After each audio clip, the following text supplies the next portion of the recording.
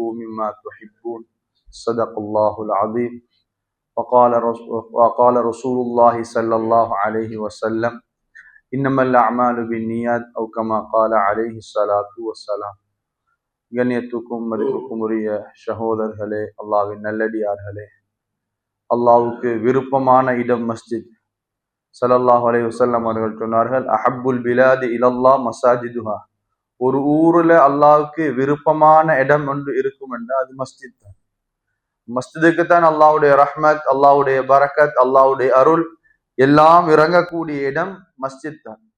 அவனுக்கு விருப்பமான இடத்துல ஒரு ஃபர்லான தொழுகையை தொழுதுக்கு பின்னால அல்லாஹு தாலா நல்ல விஷயங்களை கேட்கறதுக்காக வேண்டி என்னையும் உங்களையும் அல்லாஹு தாலா இந்த இடத்துல அவரை வச்சிருக்கிறான். அல்லாஹு தாலா எங்க எல்லாரையும் கபூல் செஞ்சு கொள்ளாங்க. கண்ணியமான சகோதரர்களே, அல்லாஹ்வின் நல்லடியார்களே, சங்கையான கண்ணியமான மகத்தான ரமலானுடைய மாதத்தை அடைந்து அந்த ரமலான் மாதம் இன்னும் ஒரு சில நாட்களில் எங்களை விற்றும் பிரிந்து பிரியாவிடை செய்து செல்வதற்கு காத்து கொண்டிருக்கின்ற இந்த நேரத்திலே நாங்கள் இருந்து கொண்டிருக்கின்றோம். எனவே கண்ணியமான சகோதரர்களே, அல்லாஹ்வின் நல்லடியார்களே, ரமலானுடைய மாதம் கடைசி நேரம் செய்ய வேண்டிய அமல்களில் இபாதத்துகளில் ஒன்று தான் ஜகாத்துல் ஃபித்ர், ஃபித்ராவுடைய அந்த அமலாக இருந்து கொண்டிருக்கின்றது. இந்த ஜகாத்துல் ஃபித்ர் எதற்காக வேண்டி கொடுக்கப்பட வேண்டும், எதற்காக வேண்டி இஸ்லாம் வலியுறுத்துகின்றது, ஏன் இது கொடுக்கப்பட வேண்டும் என்பதை இஸ்லாம் எதற்காக வேண்டி சொல்கின்றது. இப்னு அப்பாஸ் ரலியல்லாஹு தஆலா அவர்கள் அறிவிக்கக்கூடிய ஒரு ஹதீஸ், ஸல்லல்லாஹு அலைஹி வஸல்லம் அவர்கள் சொன்னார்கள், ஜகாத்துல் ஃபித்ர் சதகத்துல் ஃபித்ர், ஜகாத்துல் ஃபித்ர் கடமையாக்கப்பட்டிருக்கின்றது. இது காரணம் என்னண்டா, தஹ்ரத்துல் லிஸ்ஸாயிம், ஒரு நோம்பாளிய சுத்தப்படுத்துறதுக்காக வேண்டி. நாங்க நோன்பு பிடிச்சிக்கிறோம், எங்கட வாயிலிருந்து தேவையில்லாத வார்த்தைகள் வெளியாக இருக்கும், எங்கட கண்ணால தேவையில்லாத பார்வைகளை பார்த்திப்போம், காதால கெட்ட விடயங்களை கேட்டிப்போம். எனவே நோன்பு பிடிச்சா எப்படி நாங்க நோன்பு துறக்கும் வரக்காட்டி எங்கட உடல் உறுப்புகளை பாதுகாக்கணுமோ அந்த பிரகாரம் பாதுகாக்காம ஏதோ மனிதன் அடிப்படையில் தவறுகள் வீணான காரியங்கள்ல ஈடுபட்டிருக்கலாம். எனவே தான் ஒரு நோம்பாளிய சுத்தப்படுத்துறதுக்காக வேண்டி, ஒரு நோம்பாளிய பரிசுத்தப்படுத்துறதுக்காக வேண்டித்தான் இஸ்லாம் காட்டி தருகின்ற ஒரு விஷயம், நீங்க ஜகாத்துல் ஃபித்ராவை நீங்க கொடுங்க. நாங்க தொழுகிறோம், ஒரு தொழுகை, ஒரு ஃபர்லான தொழுகைக்கு தொழுதுக்கு பின்னால இஸ்லாம் எங்களுக்கு சொல்லி தருவது, சலாம் கொடுத்த உடனே அஸ்தக்ஃபிருல்லா அஸ்தக்ஃபிருல்லா அஸ்தக்ஃபிருல்லா இஸ்திக்ஃபார் செய்யுங்க. நாங்க இஸ்திக்ஃபார் எதற்கு செய்யறோம்? பாவ மன்னிப்புக்கு தான் செய்யறோம். தொழுகலை யாரு பாவம் செய்யறது?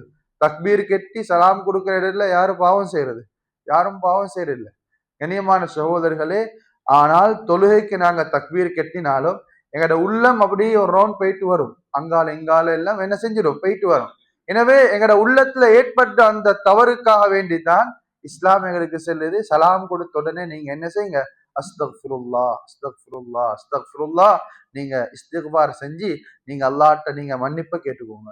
அதே மாதிரி தான் இந்த ரமலானுடைய மாதம் ஃபரலான நோன்பு, ஒவ்வொரு மனிதனும் பிடிக்க வேண்டிய கட்டாயமான நோன்பு.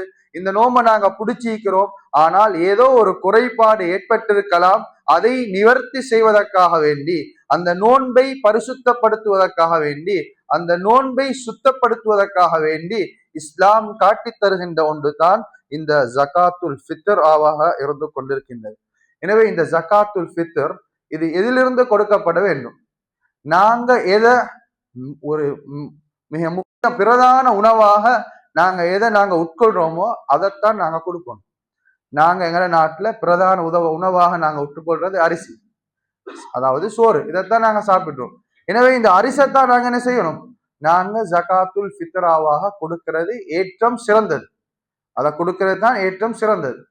அதுலயும் இமாம்கள் எந்த அளவு கண்டா, நாங்க எந்த அரிசை சாப்பிடுறோமோ அதைத்தான் கொடுக்கணும். நாங்க எங்கட வளமைக்கு எங்கட வீட்டுல சாப்பாடு அடிக்கிறது கீரி சம்பாண்டா, நாங்க ஜகாத்துல் ஃபித்ரா கொடுக்கணும் கீரி சம்பால தான். நாங்க வளமையா கீரி சம்பா சாப்பிடுறோம், ஜகாத்துல் ஃபித்ரா கொடுக்கிறது குறைஞ்ச வேலை நாட்டடிச்சு நாங்க ஜகாத்துல் ஃபித்ரா கொடுக்கிறது இல்ல.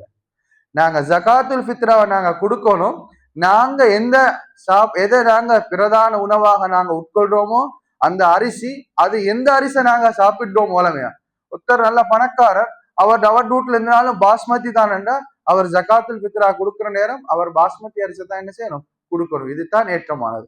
எனவே நாங்க எதை பிரதான உணவாக நாங்க உட்கொள்றோமோ அந்த தானியத்திலிருந்து ஜகாத்துல் ஃபித்ராவை நாங்க கொடுக்கிறது தான் ஆக சிறந்தது, ஏற்றமானது. எனவே அந்த ஜகாத்துல் ஃபித்ரா எவ்வளவு கொடுக்கணும், எந்த அளவு கொடுக்கணும்? ஸல்லல்லாஹு அலைஹி வஸல்லம் அவர்கள் சொன்ன ஹதீஸ், ஒரு மனிதன் ஒரு சா அளவு கொடுக்கணும். ஒரு சா என்றது 4 முத்தா. அரபுல ஒரு சா என்றது 4 முத்தா. ஒரு முத்தா என்றது ஒரு சாதாரண மனிதர், சின்ன புள்ள இல்ல, ஒரு சாதாரண மனிதர் 2 கையால அல்ற நேரம் எவ்வளவு வருதோ அதுதான் ஒரு முத்தா.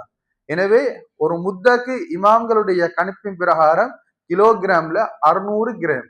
எனவே இப்படி பார்க்கிற நேரம் ஒரு சா என்பது சுமார் இல்ல 4 இல்ல, ஒரு சா என்பது சுமார் கூட்டி கழிச்சு வார நேரம் ஒரு மனிதன் ஜகாத்துல் ஃபித்ராவாக 2 கிலோவும் 400 கிராமும் அவர் என்ன செய்யணும், ஜகாத்துல் ஃபித்ரா கொடுக்கணும். எனவே தான் இஸ்லாம் இந்த தற்காலிக உலமாக்கள் என்ன செய்யறாங்க, ஒரு மனிதன் ஜகாத்துல் ஃபித்ராவாக அவர் 2.5 கிலோகிராம் அரிசி கொடுக்கணும் என்று சொல்லி எங்களுக்கு வரையறை எங்களுக்கு தந்திக்கிறாங்க. ஒரு மனிதன் ஜகாத்துல் ஃபித்ராவாக அரிசி கொடுக்கிறதாக இருந்தா அவர் 2.5 கிலோகிராம் கொடுக்கணும். எனவே கண்ணியமான சகோதரர்களே, அல்லாஹ்வின் நல்லடியார்களே, அதே மாதிரி இந்த ஜகாத்துல் ஃபித்ரா ஒரு வீட்டுல ஒரு ஆள் கொடுத்தா போதுமா? வீட்டுடைய தலைவர் மட்டும், வீட்டுடைய பொறுப்புதாரன் மட்டும் கொடுத்தா போதுமா? இல்ல, வீட்டுல இருக்கக்கூடிய ஒவ்வொருத்தருக்கும் கொடுக்கணும். வீட்டுல கணவன் மனைவி 3 புள்ளகள்னா 5 பேர், இந்த 5 பேருக்கும் என்ன செய்யணும், ஜகாத்துல் ஃபித்ராவை கொடுக்கணும். அது சின்ன புள்ளியாகிக்கலும், அது பெரிய ஆளா ஆகிக்கட்டும், அது ஆம்பளையாகிக்கட்டும், அது பொம்பளையாகிக்கட்டும், யாரா இருந்தாலும் வீட்டுல எத்தனை பேர் இருக்கோ அத்தனை பேருக்கும் என்ன செய்யணும், 2.5 கிலோ மெய்னி ஜகாத்துல் ஃபித்ராவாக அவர் என்ன செய்யணும், கொடுக்கப்பட வேண்டும். இது ஸல்லல்லாஹு அலைஹி வஸல்லம் உடைய ஹதீஸ்.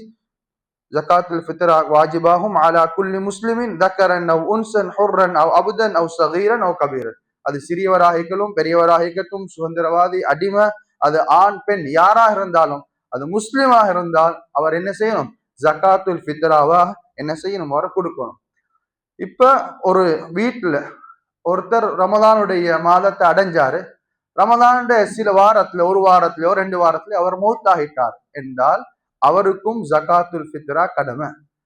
ரமதானுடைய மாதத்தை அடைஞ்சி ஒரு 10 நாள்ல ஒரு கிழமையில அவர் மௌத்தாகினார், எங்கட வாப்பா எங்கட உம்மா நானா யாரோ ஒரு ஆள் வீட்டுல மௌத்தாகிட்டாருண்டா அவருக்கும் ஜகாத்துல் ஃபித்ராவாக அவருடைய குடும்பம் என்ன செய்யணும், அந்த ஜகாத்துல் ஃபித்ராவை கொடுக்கணும். ஆனால் அதற்கு மாற்றமாக ஒரு தாய், ஒரு உம்மா ஈக்கிறா, ஆனா வயிற்றுல குழந்தை, அந்த குழந்தையை கொடுக்கணுமா? இல்ல. அந்த குழந்தை இன்னும் உலகத்தை காணல. எனவே அந்த குழந்தைக்கு என்ன செய்ய தேவையில்லை, ஜகாத்துல் ஃபித்ரா கொடுக்க வேண்டிய தேவையில்லை. ஆனால் வாழ்ந்து மரணித்த அந்த ஜனாசாவுக்காக வேண்டி, அந்த சகோதரருக்காக வேண்டி நாங்க என்ன செய்யணும், ஜகாத்துல் ஃபித்ராவா கொடுக்கணும். அதே மாதிரி ரமதானுடைய கடைசி புற கண்டத்துக்கு பின்னால ஒரு புள்ள பிறக்குது என்றால் அந்த புள்ளைக்கு ஜகாத்துல் ஃபித்ரா கடமையா? இல்ல. அந்த புள்ளைக்கு என்ன செய்ய தேவையில்லை, ஜகாத்துல் ஃபித்ரா கடமை இல்லை. ரமதானுடைய காலம் வாழ்ந்த ஒருத்தருக்கு தான் ஜகாத்துல் ஃபித்ரா கடமையை தவிர ரமதானுடைய மாதம் முடிஞ்சு புற கண்டு ஆச்சு, இப்போ ஒரு புள்ள பிறக்குதுண்டா என்ன செய்ய தேவையில்லை, அந்த புள்ள பிறந்த புள்ளைக்கு என்ன செய்ய தேவையில்லை, ஜகாத்துல் ஃபித்ரா கொடுக்க வேண்டிய தேவையில்லை. எனவே கண்ணியமான சகோதரர்களே, அல்லாஹ்வின் நல்லடியார்களே, எனவே ஜகாத்துல் ஃபித்ரா மிக முக்கியமான ஒரு இபாதத்தாக இருந்து கொண்டிருக்கின்றது. இந்த ஜகாத்துல் ஃபித்ராவா நாங்க என்ன செய்யணும், ரமதானுடைய கடைசி பகுதியில கொடுக்கிறது தான் சிறந்தது. கடைசி பகுதியில கொடுக்கிறது சிறந்தது, அதை விட சிறந்தது ரமதானுடைய கடைசி பகுதியில ஜகாத்துல் ஃபித்ரா கொடுக்கலாம். அதாவது நோன்பு 27, 28, 29 ஜகாத்துல் ஃபித்ரா கொடுக்கலாம், அதுக்கு ஹதீஸ் இருக்கின்றது.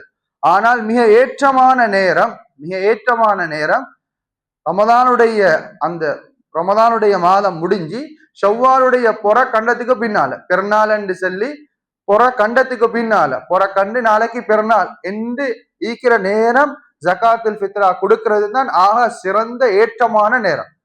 அதுவும் எங்களோட ஜகாத்துல் ஃபித்ரா பெருநாளுடைய தொழுகிறதுக்கு முன்னால ஜகாத்துல் ஃபித்ரா கொடுக்கப்படணும். யாராவது ஒருவர் பெருநாளுடைய தொழுகைக்கு முன்னால ஜகாத்துல் ஃபித்ரா கொடுக்கலண்டா, தொழுதுட்டு வந்து கொடுக்கிறாரண்டா, அது ஜகாத்துல் ஃபித்ராவுல சேராது, ஜகாத்தன் மக்பூலா, அவர் அவர் அந்த ஜக்காத் ஏற்றுக்கொள்ளப்படும். ஒரு வெறுமனே ஒரு ஜக்காத்தாக, ஒரு சதக்காவாக, ஒரு தர்மமாக அது ஏற்றுக்கொள்ளப்படுமே தவிர ஜக்காத்துல் ஃபித்ராவில் என்ன செய்யாது, அது கணக்கிடப்படாது. எனவே ரமதானுடைய கடைசி பகுதியில ஜக்காத்துல் ஃபித்ரா கொடுக்கலாம், அது பிரச்சனை இல்லை. ஆனால் மிக சிறந்த ஏற்றமான நேரம் ஒரு கண்டத்துக்கு பின்னால கொடுக்கணும். பெருநாளுடைய தொழுறதுக்கு முன்னால கொடுக்கணும்.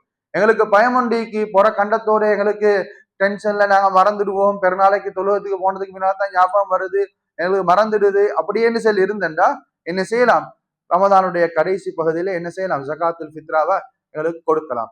அப்படி இல்ல, ஜகாத்துல் ஃபித்ரா கொடுக்கறதுக்கு மிக சிறந்த ஏற்றமான நேரம் ஒரு கண்டத்துக்கு பின்னால பெருநாளுடைய தொழுறதுக்கு முன்னால கொடுக்கிறது தான் ஜகாத்துல் ஃபித்ராவில மிக சிறந்த நேரம். எனவே கண்ணியமான சகோதரர்களே, அல்லாஹ்வின் நல்லடியார்களே, ரமதானுடைய கடைசி பகுதியில நாங்கள் இருக்கிறோம். மிக முக்கியமான ஒரு இபாதத்தான் ஜகாத்துல் ஃபித்ரா. நாங்க பிடிச்ச நோன்பு, எங்களால் ஏதாவது தவறுகள் குற்றங்கள் நடந்திருக்கும், அதற்கு பகரமாக கொடுக்கிறது தான் இந்த ஜகாத்துல் ஃபித்ரா. எனவே நாங்க இந்த ரமதானுடைய கடைசி நாட்கள்ல அல்லது போற கண்டத்துக்கு பின்னால இந்த ஜகாத்துல் ஃபித்ராவை கொடுத்து அந்த அல்லாஹ்வுடைய அந்த நன்மையை பெறுறதுக்கு வல்ல நாயன் அல்லாஹ் நம் அனைவருக்கும் தௌஃபீக் செய்வானாக. وآخر دعوانا أن الحمد لله رب العالمين. இன்றைய நாளுடைய கேள்வி, ஃபத்ஹு மக்கா ஸல்லல்லாஹு அலைஹி வஸல்லம் அவங்க மக்காலிருந்து மதீனாவுக்கு போனாங்க, அதுக்கு பின்னால மக்காவுடைய வெற்றி ரசூலுல்லாஹ் கிடைக்குது. இந்த ஃபத்ஹு மக்கா நடைபெற்ற ஹிஜ்ரி ஆண்டு எப்ப என்பதுதான் இன்றைக்கான கேள்வி. சுப்ஹானக்கல்லாஹும்ம வபிஹம்திக அஷ்ஹது அல்லா இலாஹ இல்லா அன்த அஸ்தக்ஃபிருக வ அத்தூபு